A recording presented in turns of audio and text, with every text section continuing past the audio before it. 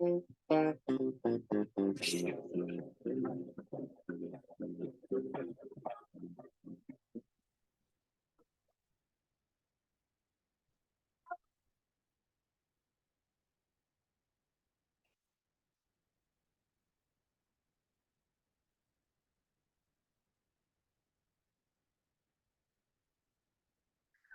students, to peer tutor training number 1, learning to read. You think as a high schooler, you know how to read, and you think the person you are tutoring knows how to read. But in actuality, the vast majority of you do not read properly. Let me explain. And learning to read is the number 1 skill you want to tutor your tutee. Let me give you some background for me as an individual. My original degree is in occupational therapy. It's a rehab degree before I crossed over into education. So I have a background in understanding neurology because that was part of my original therapeutic training. I did my master's degree a little over a decade ago, and I was addressing this particular issue. How are my students' cognition and the way they think, how is it changing with the advent of digital technology? Because I was seeing rapid changes in students' critical reasoning skills about a decade ago, which is the first generation of digital natives. I am a digital immigrant. You, my friend, are digital natives. Here are 3 key thoughts derived from my master's thesis that will influence all my training videos for tutoring. 3 really simple key thoughts. Key thought number 1, technology usage is reshaping our brains. It's literally rewiring how our neurons connect and interconnect or don't connect and interconnect. And there's 3 main reasons. We are keyboarding more than we write, and writing physical pencil on paper enmeshes more neurons than simply keyboarding. So when we write stuff out, it involves and solidifies better in our brains than if we keyboard. Problem is, we learn to write 1st and 2nd grade. We learn to keyboard by 3rd, 4th grade. So we literally do forced only about 2 years of physical writing, and then we devolve into more keyboarding. That's been bad for the brain. 2, we click more than we color. We click our pixels to color shapes rather than physically drawing, physically painting, physically shading. All of those interactions of shading and drawing and painting, all of those are physical interactions. It develops the visual spatial cortex. And the more time you spend on digital technology where you're just clicking pixels, it underdevelops that visual cortex. Number 3, we are tapping more than we are touching. So we're tapping screens about modeling rather than making physical 3D models, but we live in a physical 3D world.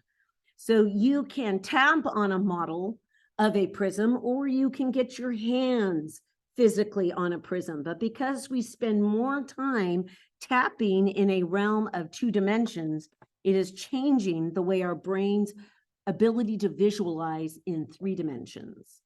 That's key thought number 1. Key thought number 2, you may not know this. This is very important, and I could explain the neurology behind it. Your fingers are connected to your frontal cortex. Your frontal cortex is the thinking part of your brain. That's your frontal cortex. It's your conscious thinking part of your brain. Your motor cortex is down the middle. Your temporal auditory complex is right behind your ears. Visual cortex, or the ability to visualize, is in your occipital lobe in the back. But your conscious thinking part of your brain is not simply connected to your eyeballs. Your fingertips provide input into the thinking part of your brain.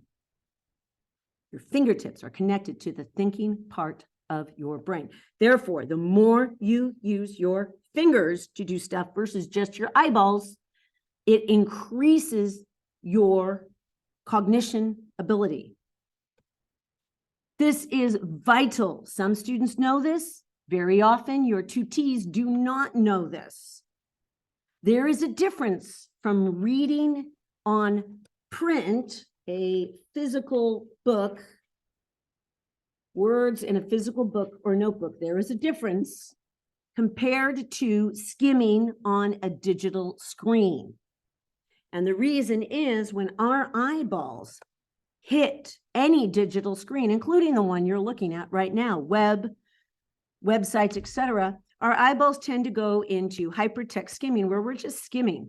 We're not really reading, versus when we see print, we tend to read for more detail, line by line, of course, in our culture, left to right. So reading off a screen is different than reading on paper. Now, the next lesson, all of that is intro to the simple thing, how to read. Believe it or not, your tutees, most of them do not read properly, especially not in detail for complex types of problems, whether it's a complex, multi-layered A-push American history problem, or a multi-layered character analysis from English Lit, or a multi-step physics problem, or a complex math problem. Most students do not read those properly, whether on screen or paper. So I'm going to teach you, tutors, how to teach your tutees to read. So here we are on the real simple concept. 1, 2, be a good idea to have these papers printed out. We're going to write here. The number 1 rule is this, very, very simply. Learn to read with 3 body parts 3 times. Learn to read with 3 body parts 3 times.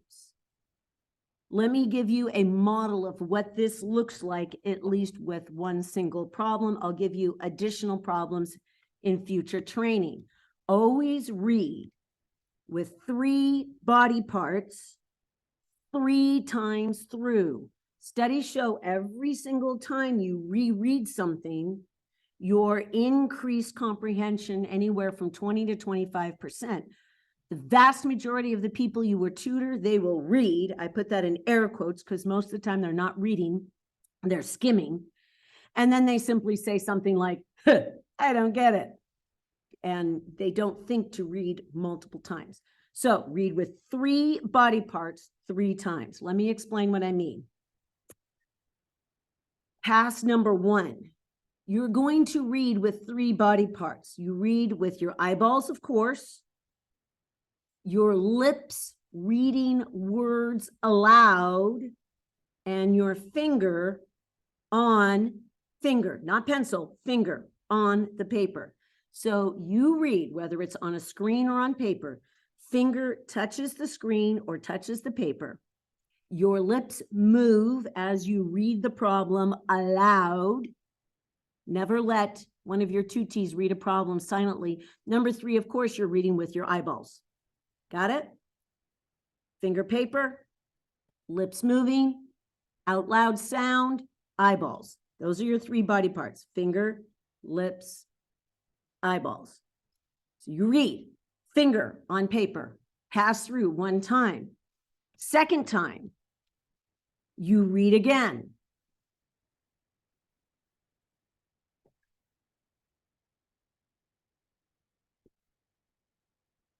Second time, now you get your highlighter or a pencil and you underline key vocabulary, boxing, key vocabulary.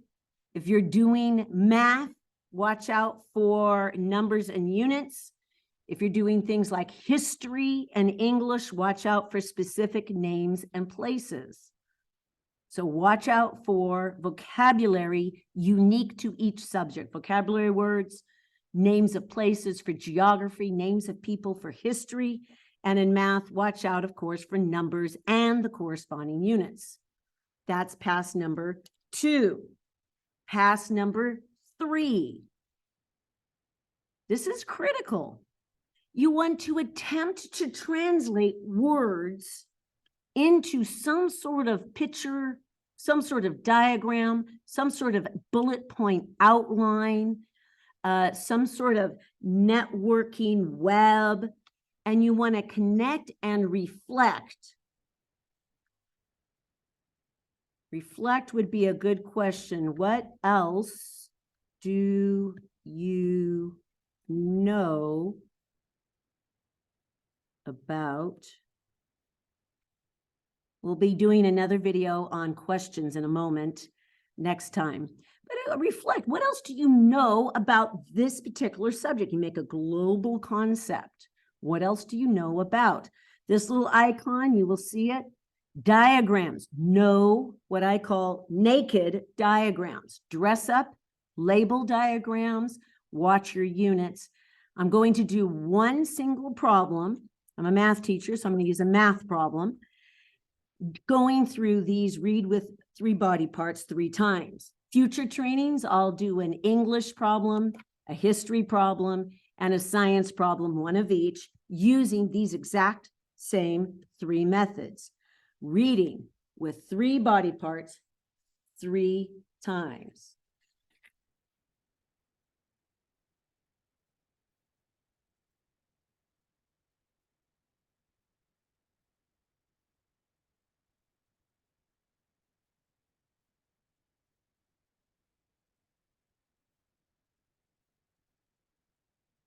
All right, let me demo how this works.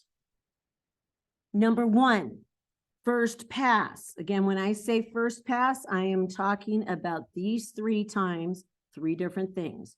The first pass is physically reading the problem, finger on paper, lips moving, and of course, eyeballs. This is pass number 1. You are a contractor constructing a wheelchair ramp for a home. The ADA guidelines dictate that the angle of elevation for a wheelchair ramp should be no more than 5 degrees. There are 2 steps in front of the home, where you are building the ramp. Each step is 8 inches in height. You are looking at a sheet of metal for the ramp, which is 18 feet long, 24 inches wide. What will this length of ramp match the ADA guidelines? That's pass number 1. Notice I read with my finger on the paper, lips moving, and eyeballs. Pass number 2, you go back, you underline keywords, which in a math problem would be mostly numbers and units. Literature, science, you have to watch out, of course, for vocabulary. Again, reading aloud. Pass number 2. You are a contractor constructing a wheelchair ramp. That's what we're making. The ADA guidelines dictate that the angle of elevation for a wheelchair ramp should be no more. Remember, that's a guideline. So you get the students to connect. That's a guideline, 5 degrees. There are 2 steps in front of the home where you're building the ramp. Each step is 8 inches, make note of units, in height. You're looking at a sheet of metal for the ramp, which is 18 feet long, 24 inches wide. I always like to box the question, will this length of ramp match the ADA guidelines? That's pass number 2. Pass number 2, underline or highlight key vocabulary words, numbers and unit for math, names and places specific to history or geography. Now, you draw and diagram, connect and reflect. Draw a diagram, connect and reflect. So if you're working on paper, this is what I recommend you always do. If you're working on a screen, get the problem written on paper. I have right here a ramp. So I draw a ramp. As soon as a student draws something, get them to cross that piece of information out. I've accounted for it on a diagram. I got a ramp. The ADA guideline says the angle of elevation is this. an angle of elevation, and no more than 5 degrees. That is the standard. It's not the actual angle, it's the standard. I took care of that piece of information. There are 2 steps in front of the house, so the ramp is meeting 2 steps. So 2 steps. And you get the person to read. Just a quick announcement. We know this is 8 inches, 8 inches. Cross this out, 2 steps. Cross out the details as you account for them. If it's a diagram in science and math, diagram. Maybe in history, you would do an outline or some sort of Venn diagram or some sort of timeline that you would put people's names and dates on. But you try to translate words into a picture. Remember this last step, step 3, draw, diagram, connect, reflect. Draw, diagram, connect, reflect. Sheet of metal. The sheet of metal I'm looking at is 18 feet in length and 24 inches wide. And the question is, will this 18 feet, meaning 2 steps, will this meet ADA guidelines? Connect, reflect. If this was math, of course, you would ask them about how do you find angles? And then if I were tutoring, I would draw these 3 dots. Never try to get people to draw more than talk. I would draw these 3 dots and I would have a student trace. Don't tell them there's a right triangle, and get them to trace, and they should get this thought. Oh, there's a right triangle, which there is. We're going to pull it out. Trace 16 inches, 18 feet, and we're trying to find theta. At this point, do not ask a student what should they do next, but ask them, what do you observe?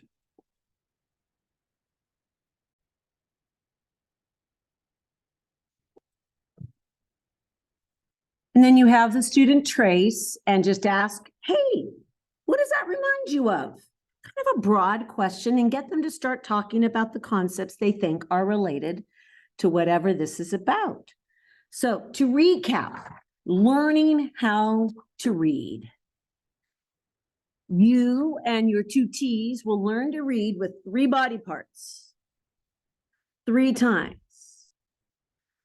3 body parts. First time, finger on paper, lips moving with sound coming out, and eyes on text. So that's finger, lips, eyes. That's your 3 body parts. You read 1 time through. You read with your finger, not the pencil on paper.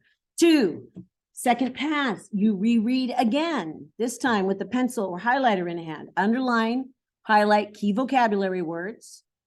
If it's math, numbers and units, English and geography, history, pay attention to names and places. Number 3, start taking the components and draw or diagram. Very important. Get from words into pictures, and then ask generalized questions. Connect to previous learning with questions like, tell me, what else do you know about electromagnetic energy? Tell me, what else do you know about the difference between family versus phylum? Tell me, what else do you know about the Revolutionary War? Tell me, what else do you know about the character of Frankenstein? Get them to connect and reflect on previous learning. Reading with 3 body parts, 3 times.